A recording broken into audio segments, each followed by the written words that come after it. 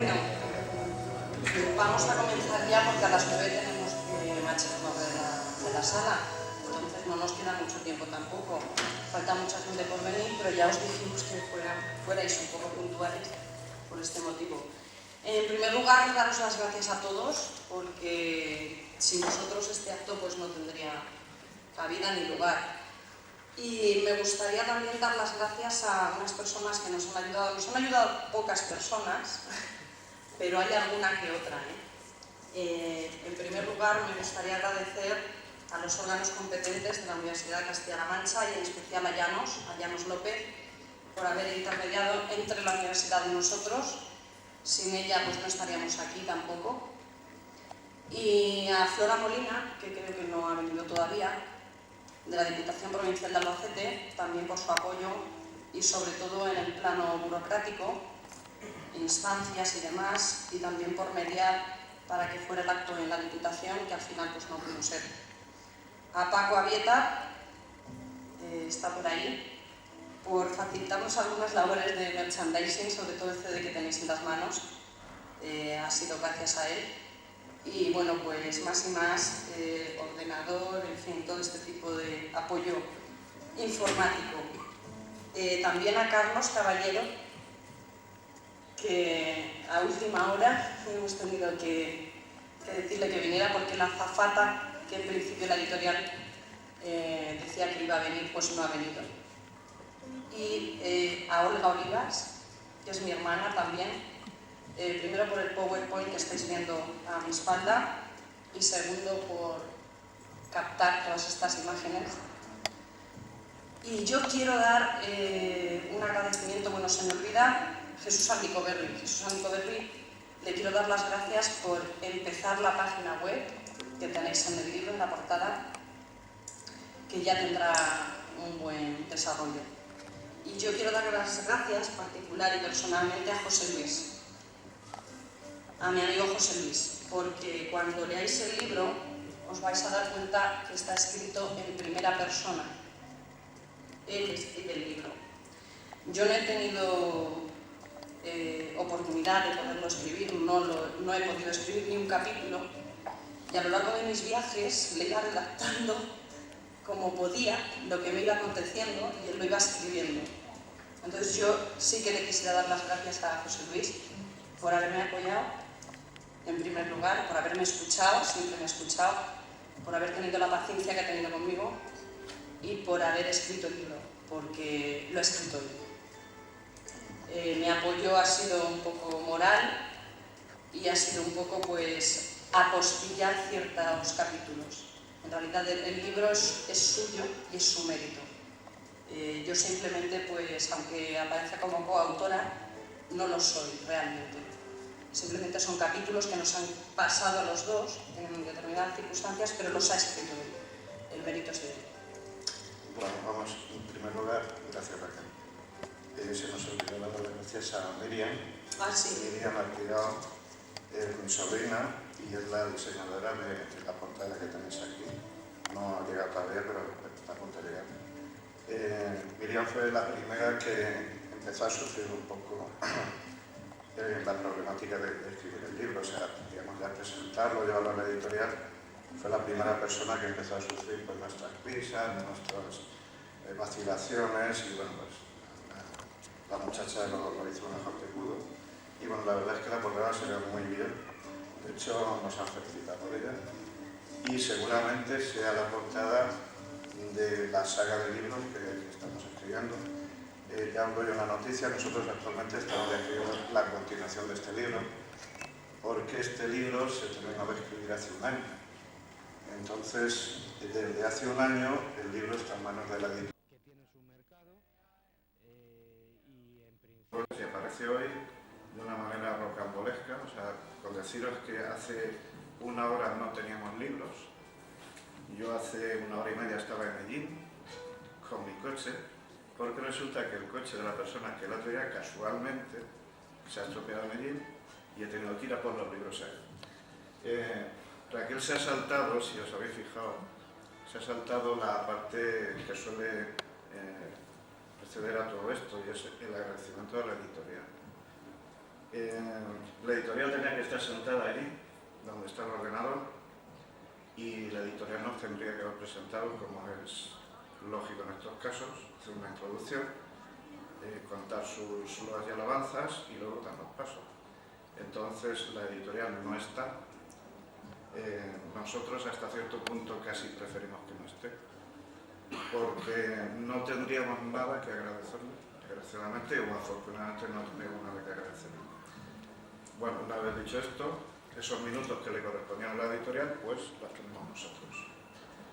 Quiero matizar una cosa que ha dicho Raquel, que no estaba en el guión, que me ha descolocado un poco. Efectivamente el libro está escrito en primera persona, bueno, ella os explica por qué. Ella, pues por su profesión, está continuamente viajando, entonces la verdad es que no tiene tiempo para escribir. Entonces escribir es un poco un trabajo de chinos, hay que ir día a día, puliendo, y entonces es una labor que ya me parece. Entonces, no es que ella me relatara las cosas, de hecho, hay un capítulo que sí escribió ella, de su puño y letra, que es el capítulo que relata cuando nos conocimos. Entonces, ese sí que está escrito y se nota perfectamente que hay un estilo literario un poco distinto, pero a mí me gustó muchísimo, entonces no lo quise tocar y ese capítulo sí lo escribí. Entonces, lo demás no es que yo lo escriba, es que son vivencias que le han ocurrido a ella, me han ocurrido a mí y nos han ocurrido en conjunto, ¿no? Entonces hay algunas vivencias que son suyas, que pertenecen a una época anterior a cuando nos conocimos y bueno, están en el libro descritas perfectamente. Luego ya nos conocimos, hubo unas fases que ahora comentaremos un poco, que nos llevan a todo esto, hasta el día de hoy. Y entonces por eso el libro está escrito así. Efectivamente no es coautora porque son episodios suyos y tal como me lo relató, tal cual están escritos. Entonces quizá habría que empezar un poco como nos conocimos, ¿no? Yo empezaría por deciros brevemente, si veis el título del libro, La urdimbre. La urdimbre, a algunas personas ya se lo hemos comentado, a otras pues no hemos tenido la ocasión. La urdimbre es los antiguos telares donde antes se tejían las famosas alfombras, que van en disposición hilos verticales, hilos horizontales, hilos verticales, hilos... Eso es una urdimbre, es una malla. Es una malla de tejido que conforma unos hilos y esos hilos son la urdimbre.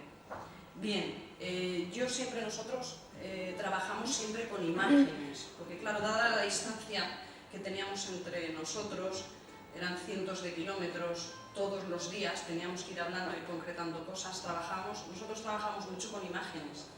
De hecho, cuando nosotros decimos un tren, ya sabemos que es el tren de la vida, siempre trabajamos con una imagen, un concepto siempre lo relacionamos con una imagen. La urdimbre a nosotros, cada hilo que conforma ese telar, nosotros en cada hilo pensamos que es una vida de una persona. Todos los hilos conforman una gran alfombra. La alfombra es donde vivimos ahora mismo. Todas las vidas están interconectadas y todas las vidas tienen un significado y un porqué, y aunque parezca que no estamos todos interrelacionados. Eso es la urdimbre. Y la palabra sincronicidad es el estudio de las coincidencias con significado. Vamos a ver, existen las coincidencias y las casualidades, pero con significado para la persona que las sufre, eso se llama sincronicidad. Nosotros descubrimos esta palabra por un psicólogo que se llama Manuel Almendros, que ha escrito muchos libros. Antes de él no habíamos oído esta palabra y fue también una casualidad encontrar esta palabra en nuestras vidas. Siempre hablábamos de las casualidades que nos pasaban, pero nunca encontramos la palabra técnica a desarrollar. Ya a partir de esa palabra, de la sincronicidad, empezamos a buscar y vimos que no había mucho sobre el tema. Es más, desde los estudios de Carl Jung, a principios del siglo XX, no hay nada más. No se ha estudiado nada más. De ahí partió una escuela, pero realmente nadie ha escrito sobre este tema y veíamos que era una posibilidad más de las muchas que nos acontecían, porque no solamente, como os ha dicho José Luis, tenemos el libro de la sincronicidad, sino que tenemos muchos temas a desarrollar, pero en este en concreto pues no había nada. de literatura. Y eso es lo que significa un poco el título, es decir, que es el hilo de cada uno de nosotros, de nuestras vidas, y una visión sobre las casualidades, ¿no?, que acontecen. Normalmente la gente, tú preguntas y dices, ¿te ha pasado alguna vez algo, una casualidad? Pues piensas en un amigo que hace 20 años que no ves y de repente aparece. Eso es con significado. La palabra sincronicidad simplemente es una casualidad con significado.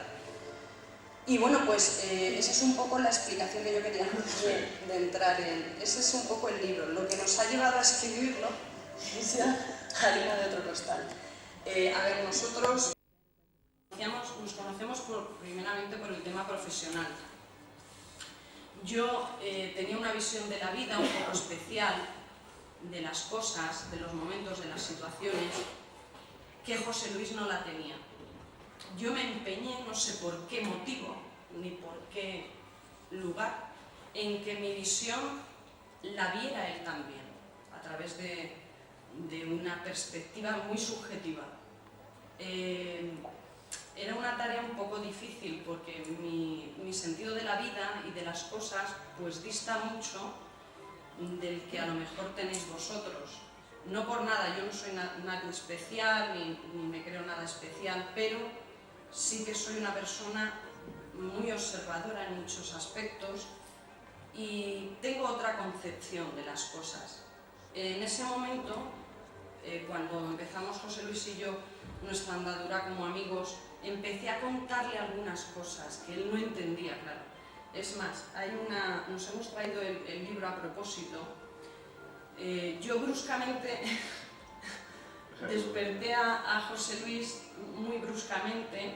De hecho, le solté que se leyera el libro de Urantia. Rafa Campillo sí sabrá qué es el libro de Urantia. Un despertar así es un mazazo, no es un despertar. Este libro tiene 3000 páginas y es como una Biblia. Cada una de sus hojas, lo podéis comprobar, es de grosor ínfimo, una Biblia. Y son 3000 páginas. Yo le solté esto a José Luis y le dije, léete capítulos y cuando tengas alguna duda, me lo comentas. Claro, sus dudas eran... no os podéis ni imaginar. Entonces... Yo lo que en un momento esperaba era un regalo, no sé si era de Navidad o de cumpleaños, no sé, pero esperaba, pues lógicamente, una caja de herramientas, o sea, que es lo que esperan todos los días, ¿no? Una caja de herramientas, alguna cosa así. Entonces, de repente apareció Raquel con esto y dije, pero bueno, ¿esto qué es? Y ella lo definió como una relata mental. Sí. Es decir, en realidad el libro en sí, bueno, pues tiene su significado, pero no me lo dio para que lo aprendiera y nada, sino para ver si entendía algo. Yo llegué creo que hasta la página 120, sí, y entonces le dije que no entendía absolutamente nada. Pero claro, ya había surtido el efecto de la relata mental, es decir, había empezado a pensar que hay otra gente que piensa de otra manera, que se expresa de otra manera, muy alejado de la vida que yo llevaba. Pensar un poco que cuando nos conocimos, efectivamente tienes razón de aquel, pero yo era una persona tan normal, casi todos me conocéis. Yo tenía mi trabajo, mi familia, mis cosas, mis amigos, mis cañas y mis hobbies y poco más. Entonces no necesitaba, según yo no necesitaba nada. Yo era feliz, totalmente feliz. Y entonces Raquel dijo que no, que bueno, que había otras cosas, que simplemente se trataba de prestar un poco de atención a lo que ves, a lo que oyes, a lo que sientes, sobre todo a lo que sientes. Y entonces ella pues lo dejó así un poco. Entonces, bueno, nos conocemos desde hace ya 6 años y entonces a partir del segundo o tercer año de conocernos fue cuando empezó todo esto. Hasta aquel entonces había sido una relación profesional muy básica, de sí, no, bien, de acuerdo, sí, vale, y todo esto no existía. Entonces ella tomó la decisión, me regaló el libro y a partir de ahí yo empecé a pensar que sí que había otras cosas. Pero en realidad aquel periodo de tiempo fue como de aprendizaje más, de prestar atención, como os digo. Es un poco, nosotros lo llamamos el despertar, pero despertar un poco significa pues eso, darte cuenta que existen otras cosas que merece la pena prestar atención.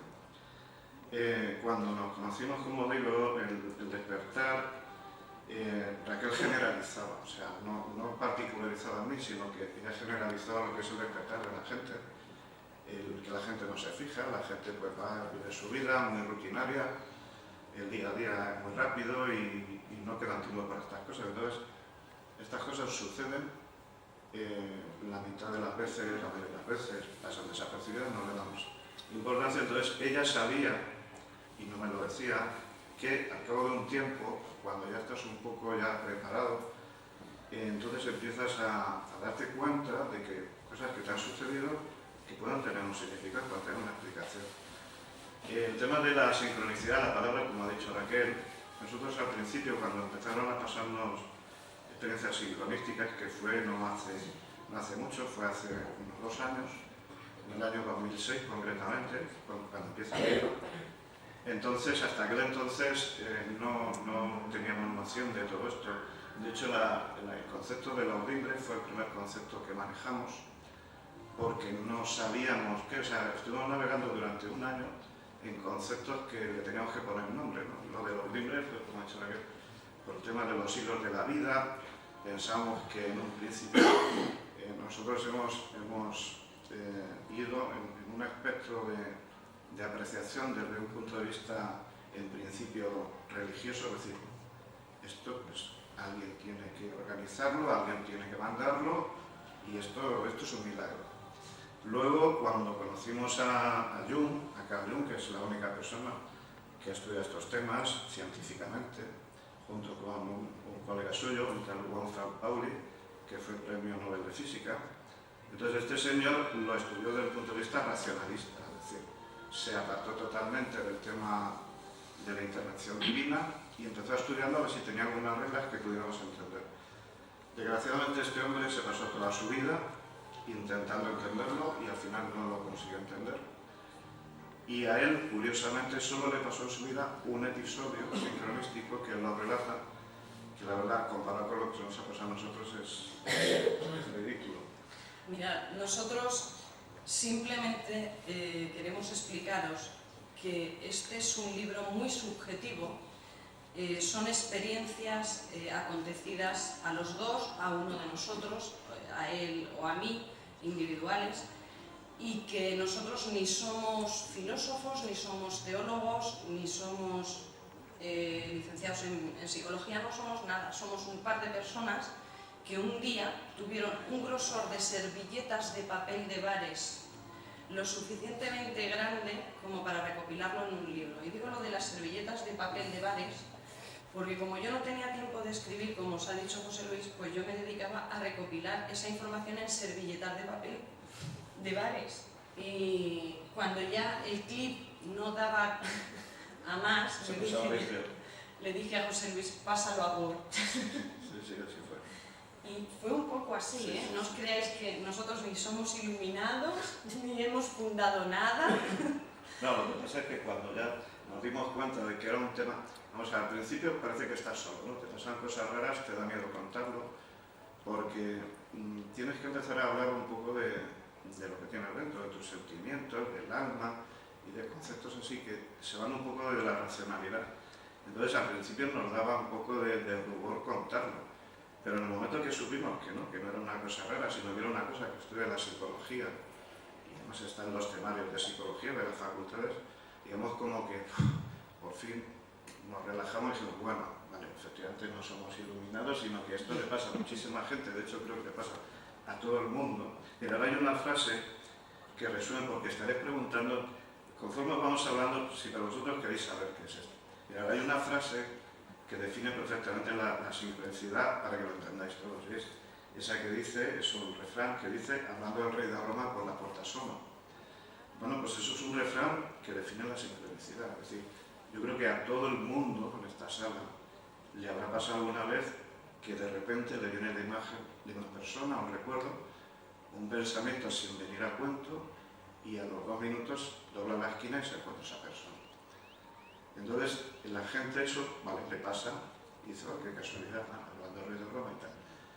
Pero eso nosotros nos ha pasado, pero en grado máximo, con experiencia muy, que se posicionan en lo que decía antes y lo del milagro, o sea, probabilidad de que suceda, cero.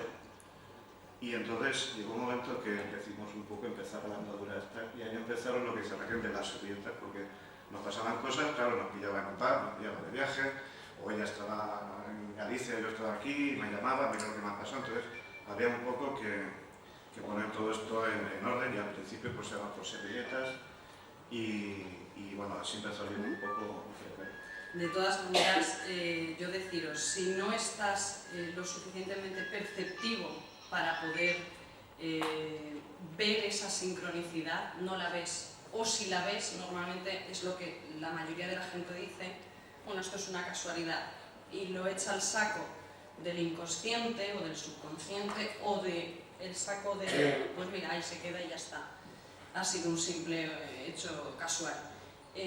Cuando a nosotros nos empezaron a suceder, nosotros empezamos a reconocer cómo sucedía, a analizar cómo sucedía y a poder transmitir lo que nos estaba ocurriendo, porque no os olvidéis de una cosa, es muy difícil reconocerlo y analizarlo, pero contarlo muchísimo más. ¿Por qué? Pues porque normalmente la persona a la que se las estás contando no ha estado. Entonces es bastante complicado ese puzzle para que la casualidad llegue a formularse, es bastante complicado y complejo el darse cuenta primero de todos los hechos que acontecen alrededor y de todas las circunstancias de muchas personas para que eso suceda. Y después contarlo es súper difícil, analizarlo y contarlo. Y nosotros pues estamos en ello. Entonces, una vez que lo sabes reconocer, analizar y transmitir, es muy fácil saber por qué y para qué, que es a lo que nosotros llegamos. Tienen un porqué, claro, estudiado, y tienen un para qué. Siempre con significado, como he dicho en principio, en primer lugar, para la persona que las está viviendo. Nosotros ya hemos clasificado 2 clases de sincronicidades. La vital, ¿vale? En la vida tienen un objeto y un significado, como os he dicho, parece que están guiando al individuo hacia algo. Y las de onda, que son las más básicas. Las de onda es, como os ha dicho José Luis antes, hablando del rey de Roma por la puerta Soma. Es primero un pensamiento y luego sucede el hecho. Hay 2 clases, por lo menos que nosotros podamos distinguir de momento. Aquí os volvemos a recordar este primer libro que tenéis, como va con retraso, si es que es lo que ocurre. Este primer libro simplemente narra una serie de sincronicidades que se nos dieron en un momento determinado. Ni explica el por qué, ni explica para qué, ni explica ninguna teoría. Simplemente son hechos que nos han acontecido y que hemos narrado. No hay más. El segundo libro, que ya está en la olla a presión, está a punto de estallar otra vez. Que además tiene título. Se llama La energética del anhelo como motor de la sincronicidad. Ese es un libro ya mucho más técnico, porque conforme lo íbamos escribiendo nosotros íbamos también aprendiendo. Entonces, como os ha dicho Raquel, esto es una especie de aperitivo. Entonces, el otro libro donde ya nosotros desarrollamos nuestros conceptos, nuestras investigaciones hasta cierto punto, vemos un poco las reglas que existen en esto. Nos movemos siempre en un terreno muy resbaladizo, porque esto no es racional. Es decir, nosotros siempre decimos que la razón, el consciente, es el gran censor. O sea, a nosotros nos suceden todos los días muchísimas cosas de las cuales el consciente automáticamente está clasificando todo. Esto sí, esto no, esto raro, fuera, esto no lo entiendo, esto sí lo entiendo, esto me lo quedo, esto para atrás. Entonces, ese gesto de para atrás va al saco. Entonces, si lo dais cuenta, en un día que te suceden 200 o 300 cosas, pues que entiendas y que te quedes con ellas y que les prestes atención, pues a lo mejor 10 o 12. Las demás son cosas que no entiendes, no le das importancia y van al saco, con lo cual ese saco, al cabo de un tiempo, es enorme, pesa mucho, pero en realidad contiene la realidad de la vida, es decir, lo que va pasando. Lo que pasa es que no lo entendemos. Entonces, lo que se trataba un poco, lo que hablábamos un poco en el despertar, es coger a ese gran censor que es la razón y dejarlo un poco aparte y intentar un poco ver lo que va rechazando, ¿no? Entonces, la sincronicidad, nosotros, ya entrando un poco en materia, si te parece, Raquel, porque no tengo mucho tiempo, vamos a hablar ya concretamente. Para empezar a hablar de la sincronicidad vamos un poco a establecer algunos conceptos, si no nos vamos a perder. Como os he dicho, el primer concepto es el del consciente y el del inconsciente, o subconsciente. Cada autor le llama de una manera, yo le llamaba inconsciente, Freud le llamaba subconsciente. Nosotros le hemos puesto otro nombre para que nos entendamos y le hemos puesto el plano de lo ya vivido. Es decir, porque evidentemente cuando piensas una cosa y te sucede a continuación, lo primero que piensas es que eso como que ya, o sea, ¿por qué he pensado yo antes de que me encuentre con esta persona? Entonces, nosotros hemos empezado ya a titular que ese plano de lo ya vivido, el plano inconsciente, en realidad es mucho más rico de lo que aparentemente parece a simple vista. En ese plano, para empezar un poco a abrir boca, tenemos que desechar la idea racionalista del concepto del tiempo. Es decir, los sucesos no acontecen uno tras de otro. O sea, primero esto, luego esto y luego aquello. Es decir, primero hemos venido aquí, luego nos hemos sentado, luego hemos escuchado la presentación y luego nos vamos. Entonces, hay que empezar un poco a pensar de otra manera. No os creáis que esto es una cosa muy rara, puesto que el pensamiento oriental está basado en este tipo de acontecimientos sincrónicos, es decir, no racionalistas uno tras de otro, sino que ellos piensan que las cosas suceden simultáneamente y confluyen. Ellos van un poco por delante en ese pensamiento. No es que vayan por delante, sino que lo tienen más fácil a la hora de analizar estas cosas, ¿no? Hay una serie de sucesos que están todos dentro de la misma órbita de la sincronicidad. De hecho, la sincronicidad es quizá el más elemental o el más leve en cuanto a contenido energético. Nosotros hemos hecho una pequeña clasificación de cosas que tienen todas que ver con lo mismo, con el concepto de lo ya vivido o ya visto, que es de menor a mayor importancia. Hemos puesto presentimientos, intuiciones, que es el nivel básico. Luego ya pasamos a un nivel superior de percepción, está la adivinación, la precognición, los fenómenos de déjà vu, o sea, el fenómeno de ya visto, y al final pues hemos puesto la sincronicidad. A mí particularmente, yo no sé si en eso coincido con Raquel, los fenómenos que me gusta analizar no son los fenómenos de la sincronicidad, sino son los fenómenos del ya visto, del déjà vu. Entonces son fenómenos, cuando suceden, a mí me han sucedido en la vida, que yo recuerde solamente dos, son fenómenos muy perturbadores, van acompañados de fenómenos físicos, de cierto descoloque racional durante un tiempo, unos segundos, y a mí me parece súper interesante el analizar, porque quizás es el concepto más próximo al plano de lo ya vivido, es decir, como dice su nombre, el ya visto, son fenómenos de que, no sé si os ha pasado a vosotros, que de repente te sucede una cosa, te dice una frase o te encuentras en un sitio, en una situación, que dices, joder, esto ya lo he vivido. Y entonces te causa así como un momento así de descoloque, porque no entiendes por qué eso ya lo has vivido si no estás viviendo en ese momento. Y realmente son fenómenos un poco, te dejan un poco tambaleando, ¿no? Mira, nosotros cariñosamente, cuando nos empezaron a acontecer todo este tipo de cosas, que no encontrábamos una clara vía a seguir, porque claro, está el método científico, que bueno, pues ahí es agnóstico total, cartesiano, analítico, si no se puede palpar no existe, y basado en los 5 sentidos.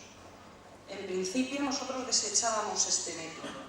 Luego nos fuimos al método paracientífico o pseudocientífico, la espiritualidad, el chakra, el alma, el religioso, Dios, 1000 cosas. Tampoco nos daba una clara visión. Entonces, al final nos pusimos entre las dos vertientes. De hecho, ahora estamos entre las dos vertientes. Pero claro, nosotros hemos tenido nuestro bamboleo. Y en este bamboleo, lo que nosotros cariñosamente decíamos era, cuando nos pasaba algo, digo, se lo tienen que estar pasando pipa con nosotros. Sí. ¿no? Es una cosa parlante. El gran organizador. El gran organizador de eventos. Le pusimos ese nombre de alguna manera, porque vamos a ver, el pensamiento racional funciona de la siguiente manera. Si no se puede nombrar o poner la chapinela de esto es esto, normalmente se desecha.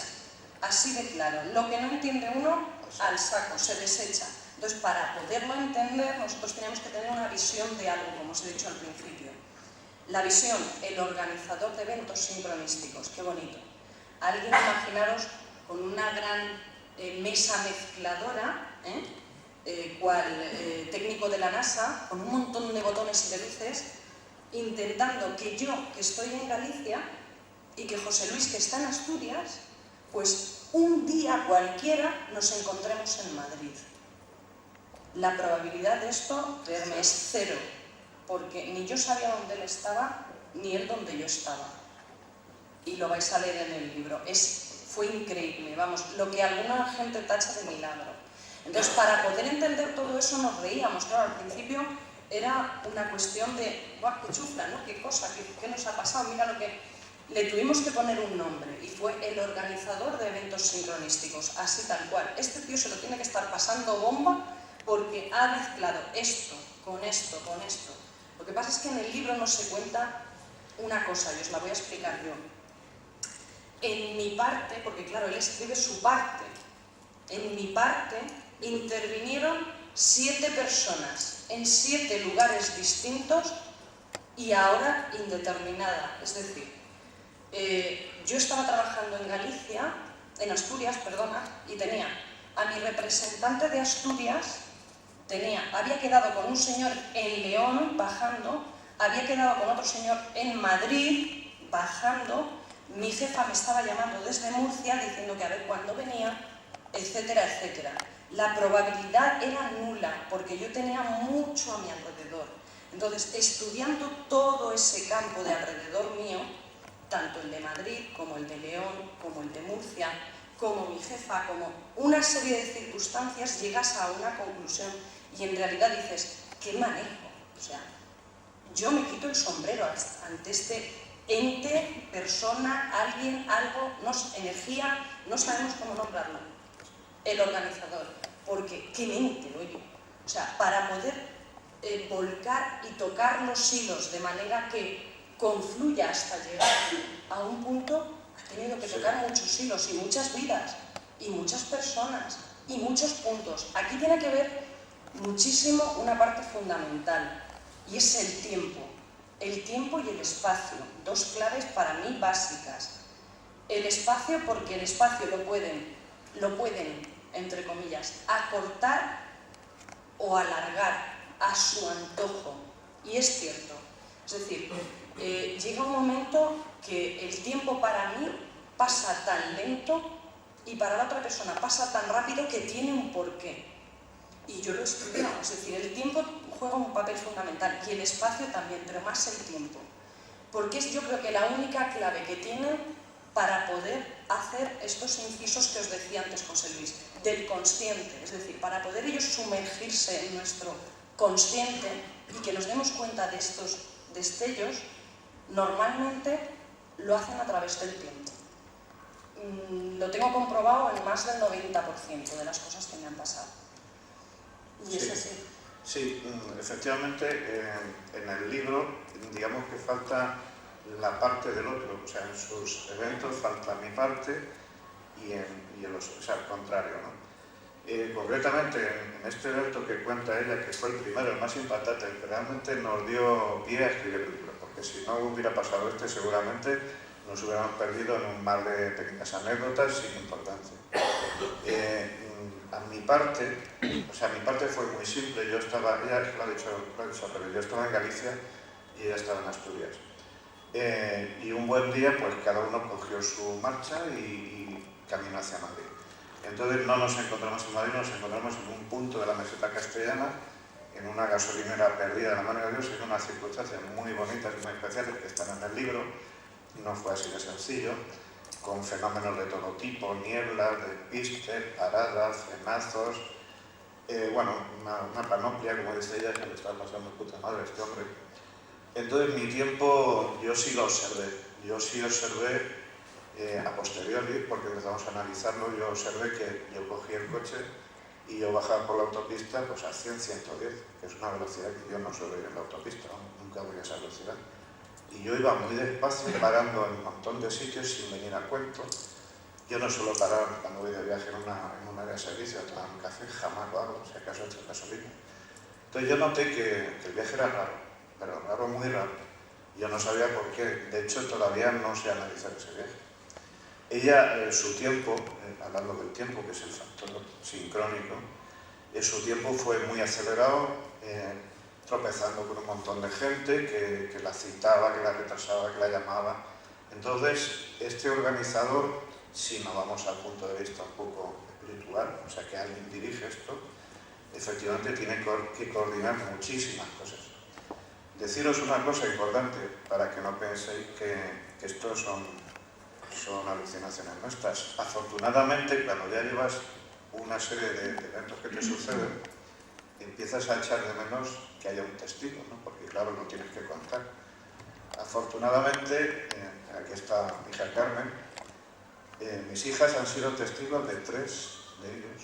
Olga, que está filmando, fue testigo de 1 concreto. Entonces, cuando ya tienes testigos que de alguna manera saben de qué va la cosa, pues te corroboras en tus teorías, te animas a seguir adelante, te animas a estudiarlos, te animas a contarlos y digamos que te descargas un poco. Mirad, yo tengo una frase muy bonita. Schopenhauer dijo: señala que cuando uno llega a una edad avanzada y evoca su vida anterior, esta parece haber tenido un orden y un plan. Pero claro, estamos hablando de que se da cuenta cuando tiene una edad muy avanzada. Dice, como si la hubiera compuesto un novelista. Acontecimientos que en su momento parecían accidentales e irrelevantes se manifiestan como factores indispensables en la composición de una trama coherente. Lo que nosotros queremos es que os deis cuenta de antes que llegue la avanzada edad, es decir, antes que tengáis 90 años y que tiréis la vista atrás y digo, ah, sí, pues mira, me casé con esta mujer porque, ah, sí, fue una casualidad, porque... Bien, antes de llegar a eso hay que darse cuenta y hay que percibir. Mirad, todo esto, nuestro libro, todo, yo está basado en lo que antes hemos dicho al principio, en la percepción. No es lo mismo ver la vida de una manera trabajo, casa, casa, trabajo, trabajo, casa, casa, trabajo, y una rutina diaria que te lleva a hacer eso siempre sin pensar, casi sin pensar, sin ningún hecho o con hechos rutinarios y cotidianos día tras día, a pensar de otra forma. ¿Cómo pensamos de otra forma? Abriendo un poquito más la mente, percibiendo más lo que nos sucede a nuestro alrededor. Y no es broma. No es broma, os lo digo de verdad. Mirad, yo, por avatares de la vida, o no sé si es que me han lanzado aquí así como, me han dicho, tienes que venir aquí, pero es que yo no era de este tiempo. Yo tenía que haber nacido mucho después. La percepción es la clave fundamental de todo. Percibir hasta lo más mínimo. La cosa más tonta que creáis es la que más valor tiene y la que más importancia tiene en la vida. Estamos cayendo, desafortunadamente, en esta sociedad, en una sociedad consumista, materialista, envidiosa, orgullosa, donde los instintos animales más básicos se desechan y se da prioridad a otra serie de lecciones. Yo cuando veo a los niños que le dan las lecciones de civismo ahora, entre comillas, me da por reír, porque eso no es educar. Educar no es dar las gracias ni sonreír y luego por detrás reírte de la persona o criticarla, no es eso. Es otro sentido. Es un sentido de la humildad, un sentido de la percepción distinto. Yo le tengo que dar las gracias a mis padres por esa educación. Yo tengo una educación basada en verdaderamente valores morales que han desaparecido y una percepción distinta. Esa percepción que a mí me educaron y me han enseñado desde pequeña me ha hecho estar aquí hoy con vosotros y escribir este libro, entre comillas, ¿no? Como he dicho antes. Es otra percepción de la vida, es una percepción más intensa. Yo diría que mejor, y perdonadme la expresión, pero es así, es mejor. Hay que percibir de otra manera, no con los 5 sentidos. Los 5 sentidos, si no lo palpas, si no lo ves, si no lo hueles, si no lo tocas, no me valen. Los 5 sentidos hay que apartarlos a veces y sentir. En el sentir está la clave. Y todos estos hechos sincronísticos que a todo el mundo les pasan diariamente, miles, estoy segura, la gente no les da importancia porque no los sabe percibir, así de claro. No los sabe percibir, porque no están educados a esa percepción. La manera de ver las cosas tiene un color distinto. A mí siempre me han dicho, tú es que ver las cosas muy de diferente manera. Hay otra frase que indica más todo esto. Mi padre, desde hace muchísimo tiempo, me decía, hija mía, es que a ti te pasa todo. Yo al principio, pues me quedé pensando y digo, bueno, macho, sí, es verdad. No era eso, no es que me pasara todo. Sí, me pasaba, pero al igual que a todos vosotros. Lo que pasa es que yo lo contaba. Es que era un error. Es que la sociedad no cuenta, se calla. Y yo, pues, me pasaba. Y me pasaba seguro que la mínima parte de lo que os pasa a vosotros. Pero yo lo contaba. Y es que era un error. No se podía contar en esta sociedad nada así. De hecho, no sabemos por qué estamos contando esto. Exactamente. Algo nos impulsa a contar todo esto. No sabemos. Eso nos causa un poco de confusión el no saber por qué estamos aquí. Porque nosotros en realidad, pues bueno, vivimos nuestras cosas, nos comentamos nuestras experiencias y esto se podía haber quedado en un libro, pero es que desde que empezó a pasarlo y empezamos a percibir un poco, y ahora sí, te parece, Raquel, hablamos brevemente del concepto del payá, que es muy curioso cómo se potenció esa percepción, pues tuvimos esa necesidad de contarlo. Yo tenía necesidad de contarlo a todo el mundo. Al principio, cuando empezamos a contarlo, lo primero que encontramos fue muchas sonrisitas, mucha incomprensión y un poco de apartarte como que...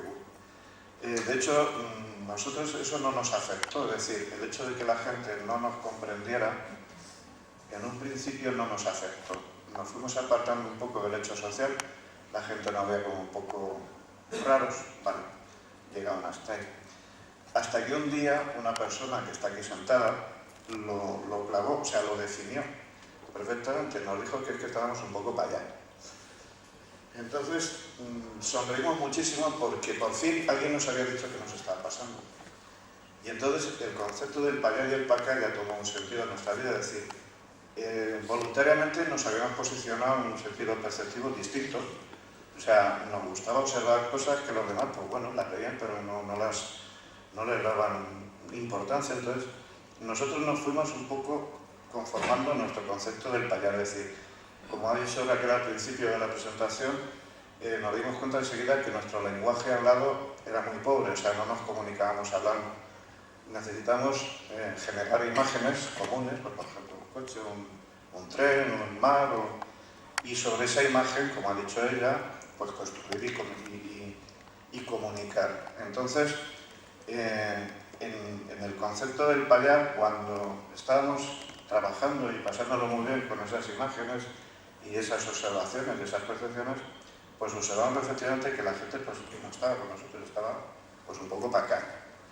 En el para acá es donde estamos ahora, estamos aquí en el para acá, es el raciocinio, es el consciente, es el día a día, es lo que tocamos, palpamos y vivimos. Entonces a nosotros este incremento de la percepción nos fue surgiendo poco a poco con este juego de posicionarte siempre en sitios mentales, intelectuales que la gente pues no quería o le da pereza o lo considera un poco raro, ¿no? Entonces, en ese ir y venir, o sea, íbamos de lo que es el Pacá, la Plaza del Pueblo, que decíamos nosotros, el Ágora, que dicen los griegos, viajamos un poco perceptivamente y siempre, pues imagínate que esto, imagínate que aquello. Entonces, ese juego imaginativo, pues es un poco lo que ella acaba de decir de la potenciación de la percepción. No quiere decir que seamos extraperceptivos, sino simplemente que, pues, por ejemplo, hay gente que mira al cielo y no ve nada. Y hay gente que mira al cielo y ve una nube. Y hay gente que mira al cielo y ve una nube y dice que es un cumulonimbus. Y hay otro que mira al cielo, ve la nube y es un cumulonimbus con respecto a tal. Es decir, que la misma cosa para mucha gente tiene conceptos distintos. Y es una cosa que está ahí, ¿no? Y se ve. Entonces es simplemente eso, empezar a darse cuenta que estas cosas que nos pasan, pues bueno, que pueden tener un porqué, buscar el porqué, analizarlo, ver las reglas, ver el factor de los vectores del tiempo que está explicando en el libro y ver un poco ese juego. Entonces, explicarlo, transmitirlo, analizarlo, reconocerlo y tratar de llegar a alguna conclusión. Nosotros, desgraciadamente o afortunadamente, estamos en el camino. O sea, nosotros no tenemos la llave, ni sabemos generar sincronicidades, ni sabemos causarlas, solamente sabemos, como os he dicho, analizarlas y reconocerlas, eso sí. Y tenemos un deseo de transmitirlo, por eso estamos aquí. Yo no sé si habéis intentado hablar en una cafetería donde hay un partido de fútbol y hay como 40 personas chillando gol. Eso los caballeros. Y las señoras, hablando entre ellas, también organizando su timba. Eso es algo imposible. Pues José Luis y yo nos marcábamos esas metas, es decir, íbamos donde más personas había y donde la pantalla era más grande. Para comunicarnos. Eso era el comienzo de un todo, porque acabamos analizando hasta... Todo. Bueno. De hecho, nos ponemos de espalda a la pantalla mirando a la gente. Exactamente. Yo no entendía nada. Para ver a la gente. Claro, es bastante raro, ¿no? Ver a Sí, pasan debajo de la pantalla mirándonos a ellos. Mientras los otros gritan gol. Eso es potenciar la comunicación. El canal más básico que tenemos es la comunicación verbal. Escrita diría yo que es la más básica, pero la verbal viene después. Somos meras marionetas de algo que no entendemos, eso siempre lo he dicho yo, pero hay que potenciar lo que tenemos, ya que no tenemos otras salidas ni otra manera de, hay que potenciar. Y nosotros lo potenciamos con esto que os estoy contando de la cafetería. Pues así un juego tras otro. Se trata de potenciar esas imágenes, esas vivencias, esas sensaciones de alguna manera. ¿Para qué? Para despertar, para poder ver las casualidades que pasan y ocurren alrededor en plena consciencia. Y eso es lo que nosotros nos hemos marcado. Este libro, como ya os digo, es el primero y es una serie de relatos.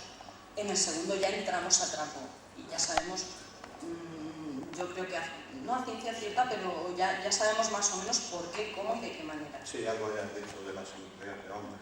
No se pueden, eso es cierto, no se pueden atraer o concitar, pero sí que cuando te llegan ya yo me río mucho, porque es que las veo venir. Sí, las veo venir y ya digo, ya está en marcha. ¿A quién habrá embregado ahora? Sí. Pero sí que es cierto que el pacá y el payá de la gente a mí me hace mucha gracia. Yo quiero estar en el payá todo el día. Dado como está el pacá, yo quiero estar payá, pero todo el día. La potencialidad de esos sentidos, ya os digo que en el payá es increíble. A mí me encanta. Y a eso es a lo que aboqué aquí a José Luis. A ir al payá. Afortunadamente vino conmigo de la mano. Yo estaba muy feliz y muy contento. Sin todo este juego, porque en realidad es un juego. Yo, como os he dicho al principio, mis sentidos pues, son igual que los de todos vosotros. Es decir, como nos hace mucha gracia, lo tengo por ahí anotado, por ejemplo, mi sentido perceptivo, visual, estaba ajustado a 2,07 metros, que es la distancia que hay entre el sofá y la televisión. Es decir, no, más allá de la televisión, mi mente no, o sea, mis ojos no veían bien, estaban desajustados, y más cerca para leer, pues también estaban desajustados, entonces se desajustaron rápidamente. Pues ese juego, ese sentido lúdico de la vida, fue un poco lo que yo le agradezco a Raquel, porque aportó un poco a una vida pues poco lineal, pues ese sentido del juego, de verlo todo de otra manera, de buscarle explicaciones a todo sin agobiarse y procurando siempre sonreír al final. de cada una de las explicaciones que buscamos. Porque si al final no sonreímos, en realidad lo estamos haciendo mal. Deciros que nosotros esto pues es un proyecto, el libro es simplemente el primer paso, como os he dicho estamos ya en el segundo, y Raquel tiene otro libro que no lo ha dicho, que va un poco de lo que ha explicado en su vida, que os recomiendo encarecidamente porque ese sí que es la tralla que se lo está escribiendo a ella. Entonces vamos a preparar una conferencia específica, ya que estamos muy liados con el tema del segundo libro, de la sincronicidad, que esperamos que sea en Navidad. Ya os diremos dónde, por si os interesa ir.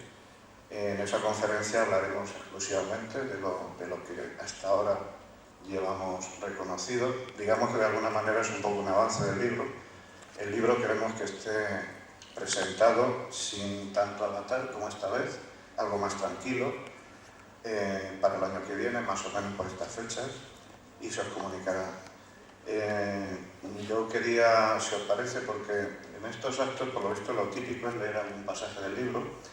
Como el tiempo se nos echa encima y nos tenemos que ir, pues yo creo que lo lógico sería acabar con una pequeña frase, que es la última frase del libro, que puede leer Raquel, que es un poco el resumen de lo que hasta ahora llevamos visto y vivido, y que os quedéis simplemente con la expectativa de que esto continuará y esperemos seguir contando con vosotros y con mucha más gente para seguir contando nuestras experiencias y que en realidad os lo paséis igual de bien que no lo vamos a pasar nosotros. Así que, si te parece, Raquel.